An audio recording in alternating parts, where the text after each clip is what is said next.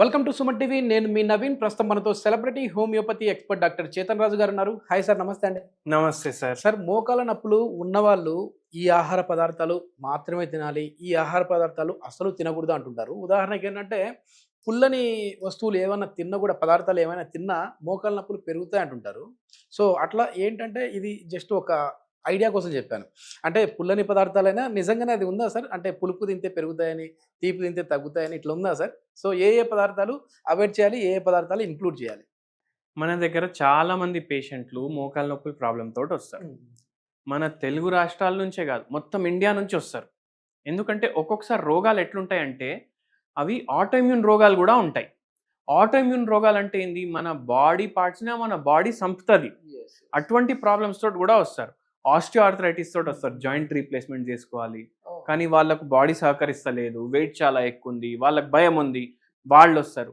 అయితే వీళ్ళందరికీ మనము హోమియోపతి మందులతోటి రివర్స్ చేస్తాం ప్రాబ్లం. మళ్ళీ దాని తర్వాత వెరీ ఇంపార్టెంట్ ఏంటంటే డయట్ గురించి కూడా ఏమైనా చేంజెస్ ఉంటే చేస్తాం. ఏంటి సార్, అంటే సర్జరీ వరకు వెళ్ళే వాళ్ళకు కూడా హోమియోలో తగ్గించవచ్చు. ఓకే, హోమియోలో తగ్గించవచ్చు. అన్నిటికన్నా ఇంపార్టెంట్ చూడండి, నమ్మకం అనేది ఉండాలి. నమ్మకం అన్నిటికన్నా ఇంపార్టెంట్. అండ్ మీ డాక్టర్ మీకు చెప్పినట్టు మీరు చేయాలి. అయితే మీరందరూ ఒక వెరీ ఫేమస్ సినిమా అయితే చూసిండ్రు, RRR. చాలా పెద్ద సినిమా. అయితే ఈ RRR మనం అవాయిడ్ చేయాలి. అవాయిడ్ చేయాలంటే ఏంది? రిఫైన్డ్ షుగర్, దాని తర్వాత red meat, and last R వచ్చేసి refine carbs, okay, and oils. Okay. అంటే ఏంది దీని అర్థం? RRR అని అంటున్నారు, ఇవి అవాయిడ్ చేస్తే మనకు మోకాల నొప్పులు తగ్గే అవకాశం ఉంటుందా అనేసి మీకు అనిపిస్తుంది. అయితే మనకు లైఫ్ మాడిఫై అవుతుంది దీంతో. కొందరికి ఎంత బాధ ఉంటుంది. ఇప్పుడు పేషెంట్స్ వస్తారు కొందరు, వాళ్లకు లిఫ్ట్ ఎక్కాలి మన క్లినిక్కి రావాలంటే ఫస్ట్ ఫ్లోర్కి. దాని ముందు 3-4 మెట్లు ఉంటాయి. ఆ మెట్లు ఎక్కడానికి కూడా అమ్మయ్యా అని అనిపిస్తుంది వాళ్ళకు. సో ఇట్లా మనం లైఫ్ని మాడిఫై చేసుకోవాలి. 2-3 మెట్లు ఉన్నాయి, జర మెల్లమెల్లగా ఎక్కువడం, వీల్ చైర్ అవసరం పడకపోవడం, అట్లా మనం డయట్ సెట్ చేసుకుంటే దాంట్లో మనకు బెనిఫిట్ ఉంటుంది. హోమియోపతి ఏమో రోగాన్ని తగ్గిస్తుంది, కానీ లైఫ్ని కూడా మనం మేనేజ్ చేసుకోవడానికి రావాలి కదా. అయితే ఈ RRR అవాయిడ్ చేయాలి. ఇప్పుడు ఏంది? Refined sugar. మనం చాయ్లో చక్కెర వేస్తాం, ఒక్కొక్కసారి మనం రసం చేసుకుంటే ఇంట్లో చక్కెర చేసుకుంటాం, మళ్ళీ తర్వాత ఎన్నో ఫుడ్స్లో స్వీట్స్లో మొత్తం చక్కెర వేస్తాం. ఈ చక్కెరే కొనకండి మీరు ఇంటికాడ. అరే మళ్ళీ చిన్నపిల్లలకి పాలు ఇస్తాం కదా, దాంట్లో చక్కెర వేసి ఇవ్వాలా అనేసి అంటారు కదా. వాళ్ళకు కూడా చక్కెర ఇవ్వాలని రూల్ ఎవరు పెట్టిండ్రు? ఇవ్వకండి. చాయ్లా, కాఫీలో దేంట్లో చక్కెర వేసుకోకండి, అసలు కొనేసి తీసుకురాకండి ఇంటికి. అప్పుడు మనకు ఇది జర హెల్ప్ చేస్తుంది. మళ్ళీ రెడ్ మీట్. అంటే దీనికి రీప్లేస్ ఏమైనా ఉందా సార్? అంటే ఇప్పుడు కొద్దిమంది చక్కెర బదులు బెల్లం వాడచ్చా అని అంటుంటారు. చూడండి, చక్కెర తోటి ఇంత డ్యామేజ్ అయిందంటే బెల్లం తోటి ఇంత డ్యామేజ్ అవుతుంది. సో కానీ తక్కువ డ్యామేజ్ అవుతుంది, జర మీరు వాడుకోండి కావాలంటే. మళ్ళీ రెడ్ మీట్. రెడ్ మీట్ అంటే ఏంది? మీరు తినే మటన్ ఉండొచ్చు, లేదంటే ఇంకా వేరే పదార్థాలు కూడా ఉంటాయి రెడ్ మీట్లో, మీరు గూగుల్ చేసుకోండి. చికెన్ కూడా అవాయిడ్ చేయాలంట నేను. రెడ్ మీటే కాదు, చికెన్ కూడా అవాయిడ్ చేయండి. ఎందుకంటే అవి కూడా అన్నీ ఇప్పుడు కల్తీ వస్తుంది. మంచి ప్రోటీన్ ఫుడ్ అంటారు కదా సార్. ప్రోటీన్ ఫుడ్ అంటారు, కానీ మనం ఎంత ఉడకబెడతాం దాన్ని, మళ్ళీ దానికి ఇంజెక్షన్లు ఇస్తారు, తొందరగా తయారు చేస్తారు, అది ఫుడ్ చైన్ లో వచ్చేస్తుంది. అయితే అది కూడా మీటే అవాయిడ్ చేయండి కదా, తగ్గినప్పుడు వరకు అయితే అవాయిడ్ చేయండి మీరు. అయితే ఇది అట్లా అవాయిడ్ చేయాలి. ఇప్పుడు రిఫైన్డ్ కార్బ్స్ అంటే ఏంటి? ఇప్పుడు మీరు మార్కెట్కి పోతారు, మార్కెట్కి పోయి మీరు ఇప్పుడు పిండి కొనాలి, మైదా పిండి. మీరు మైదా పిండి ఏదైతే ప్యాకింగ్లో వస్తుంది కదా, దాని వెనకాల తిప్పి చూడండి ఏమని రాసి ఉంది పైన. అక్కడ రిఫైన్డ్ ఫ్లార్ అని రాసి ఉంటుంది. Refined flower. రిఫైన్డ్ అంటే ఏ వస్తువు పైన రిఫైన్డ్ అని వర్డ్ మీరు చూస్తే దానికి 100 కిలోమీటర్ దూరం వెళ్ళిపోండి మీరు. ఓకే, మీకు రిఫైన్డ్ అని వర్డ్ కనిపించింది అనుకోండి, రిఫైన్డ్ ఆయిల్ వస్తుంది, రిఫైన్డ్ ఫ్లార్ వస్తుంది, ఇట్లా చాలా రిఫైన్డ్ అని వస్తాయి. అవి వాడొద్దు అసలు. మైదా పిండి ఎట్లుంటది? ఇట్లా తీసుకుంటే అసలు రిఫైన్డ్ అంటే ఏంటి సార్? దాన్ని మళ్ళీ ఎక్కువ దాంట్లో ఓన్లీ ఎక్కువ మిగిలేది కార్బోహైడ్రేట్. Okay, okay. కార్బోహైడ్రేట్ మిగులుతుంది ఎక్కువ రిఫైన్డ్ మైదా పిండిలో.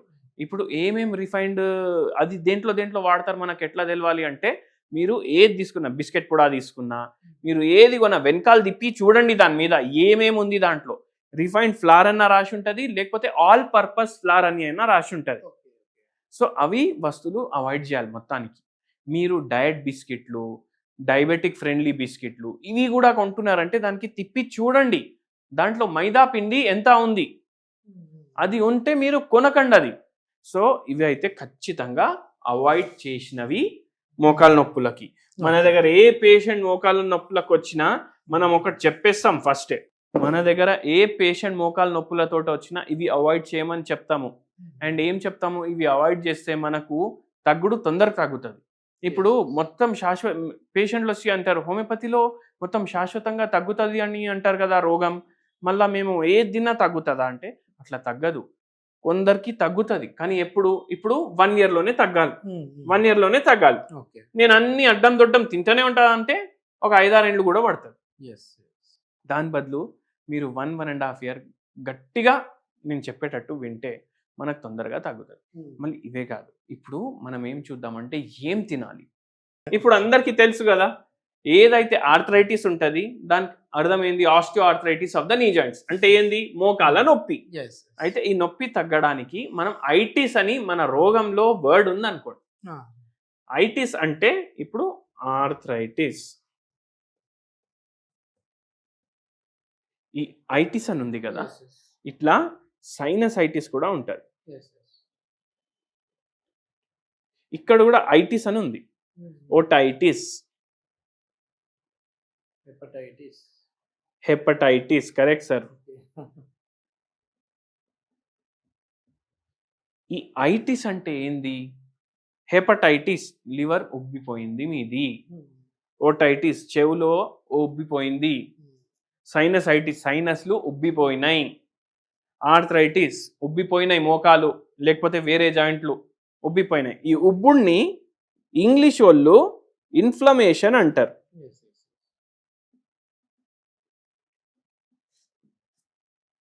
అర్థమైందా ఇప్పుడు మీకు?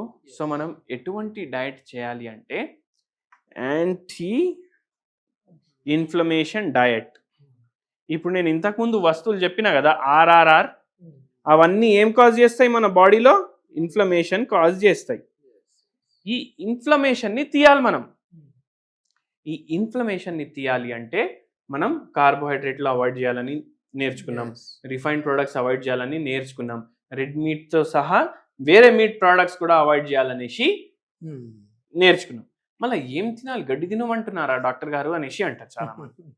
కానీ ఇప్పుడు మనకు అన్నిటికన్నా హెల్తే ఇంపార్టెంట్. అన్నిటికైనా హెల్తే ఇంపార్టెంట్ ఉన్నప్పుడు మీ హెల్త్కి ఏది మంచిది అది తినండి. అవునా? ఏం మంచిది అంటే ఇప్పుడు యాంటీ ఇన్ఫ్లమేటరీ ఫుడ్స్ డిస్కస్ చేద్దాం మనం. ఫస్ట్ మీరు బ్రేక్ఫాస్ట్ చూడండి. బ్రేక్ఫాస్ట్లో మీరు రాగులు, కొర్రలు, జొన్న, ఇప్పుడు దీంతో మీకు రొట్టె అవుతుంది, దీంతో మీకు ఇడ్లీ అవుతుంది, దీంతో మీకు దోశ అవుతుంది. ఈ కొర్రలతో కూడా ఇడ్లీ, ఉప్మా, దోశ. రాగులతోటి మీకు సంగటి అవుతుంది. రాగులు అటుకులు కూడా వస్తున్నాయి ఈ మధ్య, రాగులు అటుకులు కూడా ఒకరోజు పెట్టుకోండి. మళ్ళా రాగి సరి, ఇవన్నీ తయారవుతాయి. దీంతో కూడా దోశలు తయారవుతాయి. 1, 2, 3, 4, 5, 6, 7, 8, 9 డిషెస్ మనం తయారు చేసుకోవచ్చు. దీంట్లో ఉండేది 7 రోజులు. సో ఇట్లా యాంటీ ఇన్ఫ్లమేటరీ బ్రేక్ఫాస్ట్ చేస్తున్నాం మనం. ఇంకోటి గుర్తుపెట్టుకోండి, ఎక్కువ ఆయిల్ మీ ఫుడ్లో యాడ్ చేయొద్దు. ఓన్లీ ఫ్రైడ్ ఐటమ్లు, ఆయిల్ ఐటమ్స్ కాదు, మీరు నూనె ఎక్కువ వాడుతున్నారంటే కూడా అది ఎక్కువ ఆయిల్ వేసినట్టే. సో అది చేయొద్దు. మళ్ళీ లంచ్ ఏం చేయాలి, లంచ్ నార్మల్ కానీ ఫ్రైడ్ ఫుడ్స్ ఇంక్లూడ్ చేయొద్దు. మీ లంచ్ దాంట్లో ఎక్కువ ఆయిల్స్ వాడొద్దు. డిన్నర్ ఏం చేస్తారు, నేను బెస్ట్ ఏమంటా అంటే ఏదో ఒక ఫ్రూట్ లేదంటే వెజిటేబుల్స్. డిన్నర్లో మీరు సాలెడ్లు, ఏ టైంలో అయిపోవాలి మళ్ళీ డిన్నర్, సాలెడ్లు ఎక్కువ తినండి. మీరు 10కి పడుకుంటారు అనుకోండి, మీరు 7:30 కల్లా డిన్నర్ ఫినిష్ చేయాలి. 2:30 గంటలు మీకు గ్యాప్ ఉండాలి నిద్రకి డిన్నర్కి. మళ్ళీ 2:30 గంటల్లో జర సేపు మీరు వాకింగ్ చేసుకోవచ్చు. ఈ ఫోన్ చూసుడు బంద్ చేయండి. ఎందుకంటే ఫోన్ చూసుకొని మనం బెడ్ మీద పడుకుంటాం, 2-3 గంటలు కూడా చూస్తాం. అట్లనే నిద్ర కూడా చక్కగా ఉండాలి మనిషికి. అయితే ఆ పని చేయండి. ఎంతో మందికి ఈ డయట్ నాకు ట్రీట్మెంట్లో 80% హెల్ప్ చేస్తారు. ఎవరు నమ్మరు. ఎందుకంటే ఎన్నోసార్లు ఏమైతే డాక్టర్లు ఏమంటారు, అరే పడుకోండి టైంకి, వాకింగ్ చేయండి, బయట తినకండి. బయట ఎందుకు తినొద్దు అంటారు? ఎందుకంటే అక్కడ ఆ ఆర్ఆర్ఆర్ ఉంటాయి ఎక్కువ. కానీ అది మనకు అర్థం కాదు. మనం ఇంట్లో కూడా ఆర్ఆర్ఆర్ వేసుకుంటే బయట ఫుడ్కి ఇంటి ఫుడ్కి ఏం తేడా? సో అది మీరు గుర్తుపెట్టుకోండి. సో 80% పేషెంట్స్కి ర్యాపిడ్ ఇంప్రూవ్మెంట్ ఉంటుంది మన డైట్ కూడా ఫాలో చేసి మన దగ్గర మందులు తీసుకుంటారు వాళ్ళు. సో ఇది మీరు మైండ్లో పెట్టుకోండి అండ్ మంచిగా మీ మోకాల్ని నొప్పికి తగ్గించుకోండి. ఎస్ సార్, ఇది వీటితో పాటుగా ఏదైనా రెమెడీ అంటే ఇన్ఫ్లమేషన్ తగ్గించే టీ లాంటివి ఏమైనా ఉన్నాయండి? ఇన్ఫ్లమేషన్ తగ్గడానికి మీ కిచెన్లోనే 100 వస్తువులు ఉంటాయి. ఆ 100 వస్తువుల్లో ఒక 10 వస్తువులు చెప్తా, ఒక మంచి హోమ్ రెమెడీ చెప్తా. లవంగాలు, నిమ్మకాయ రసం, పసుపు, దాని తర్వాత ఇలైచీలు, ఇవి చాలా బెటర్ చేస్తాయి. దాల్చిని చెక్క, మళ్ళీ కొత్తిమీర, కరియాపాకు, ఇవి కూడా ఇవన్నిట్లో యాంటీ ఇన్ఫ్లమేటరీ ప్రాపర్టీస్ ఉంటాయి. వెజిటేబుల్స్, దేంట్లో అయితే ఫైబర్ ఎక్కువ ఉంటుంది దాంట్లో కూడా యాంటీ ఇన్ఫ్లమేటరీ ప్రాపర్టీస్ ఉంటాయి. ఇవన్నీ వాడండి, మంచిగా మీకు బెటర్మెంట్ ఉంటుంది. అయితే మనం ఇప్పుడు ఏం చేస్తామంటే ఒక గిలాస్ తీసుకుంటాం, దీంట్లో ఫుల్ వేడి నీళ్ళు నింపుతాం. వేడి నీళ్ళు నింపేసి దీంట్లో 1 పించ్ టర్మరిక్ వేస్తాం. 1 పించ్ టర్మరిక్ వేసి దీంట్లో 1 పించ్ దాల్చిని చెక్క ఇది వేస్తాం, కలిపేసి తాగేస్తాం. డైలీ మార్నింగ్ ఒకసారి, నైట్ ఒకసారి. 1 కప్ ఫుల్ వేడి నీళ్ళు. అంటే ఇది బాయిల్ చేయాలా ఇవన్నీ వేసేసి? లేదు, ఫుల్ వేడి నీళ్ళలో వేసేసినా చాలు. ఫుల్ వేడి నీళ్ళలో మీరు గిలాసులో నింపుకున్న తర్వాత ఈ 2 వేయండి. ఓన్లీ 1 పించ్ చేయాలి. పౌడర్ 1 పించ్ చేయాలి. టర్మరిక్ 1 పించ్ చేయాలి. దీంతో మీకు మోకాల నొప్పుల్లో జర డిఫరెన్స్ ఉంటుంది. ఓకే సార్, ఇప్పుడు ఇంట్రొడక్షన్ లో అడిగినట్లుగా ఏదైనా పులుపు వస్తువులు ఎక్కువ తింటే, అంటే లెమన్ తిన్నా, చింతపండు తిన్నా మోకాల నొప్పులు పెరుగుతాయండి? చూడండి, కొన్ని వస్తువులు ఇప్పుడు హోమియోపతి ఏం నమ్ముతుంది నేను చెప్తాను. నేను వేరే దాని గురించి చెప్తాను. ఇప్పుడు ఒక పేషెంట్ వచ్చింది. ఇప్పుడు జనరల్ గా చాలా మందికి పులుపు ఆలుగడ్డలు తింటే ఎక్కువ అవుతాయి. ఆలుగడ్డలు తిన్నప్పుడు ఎక్కువ అయింది అంటే కొందరికి ఆలుగడ్డ తింటే తక్కువ అనిపిస్తుంది. అయితే మనం వాళ్ళకి ఏం చెప్పము. కొందరికి స్వీట్ తింటే తగ్గుతాయి, కానీ అయినా 100% యాంటీ ఇన్ఫ్లమేటరీ ఉంది కాబట్టి వాళ్ళకు కూడా అవాయిడ్ చేయమని చెప్తాం. అయితే అది హోమియోపతి సిద్ధాంతం. మనకు ఏది పేషెంట్కి ఇష్టం. ఇప్పుడు స్లీప్ సైకిల్ ఉంటుంది. చాలా మంది ఏమంటారు 6:30కి లేవండి, 8:30కి పడుకోండి. కానీ కొందరిది బయాలజికల్ ఎలా ఉంటుందంటే వంశపరంగా, అంటే జెనెటిక్ గా వాడికి 10:30 తర్వాతనే నిద్ర వస్తుంది. వాడికి మనం 7:30కి పడుకోమంటే వాడు ఎట్లా పడుకుంటాడు? సో అట్లా అన్ని చూస్తాం హోమియోపతిలో. ఇది మొత్తానికి ఏంటంటే కేవలం మందులు ఒకటే కాదు, మనం తీసుకునే డైట్ అనేది కూడా మన మోకాల నొప్పిని కావచ్చు, ఇతర బాడీలో ఉన్న బోన్కి సంబంధించిన కావచ్చు, ఈ నొప్పుల్ని తగ్గించే విధంగా ఉంటుంది. సో సర్జరీ వరకు వెళ్ళాల్సిన మోకాల నొప్పులు ఉన్న వాళ్ళు కూడా హోమియోపతి మందులు వాడి వాళ్ళ పెయిన్స్ని అయితే తగ్గించుకున్నారని చెప్పి డాక్టర్ చేతన్ రాజు గారు చెప్తా ఉన్నారు. సో ఇట్లాంటి ప్రాబ్లమ్స్తో మీరు ఏమైనా సఫర్ అవుతూ ఉంటే దీనికి సంబంధించి ఇంకా పూర్తి వివరాల కోసము డాక్టర్ గారి కాంటాక్ట్ నెంబర్ ప్రొవైడ్ చేస్తా ఉన్నాం. మీరు నేరుగా సార్తో మాట్లాడచ్చు. Thank you sir.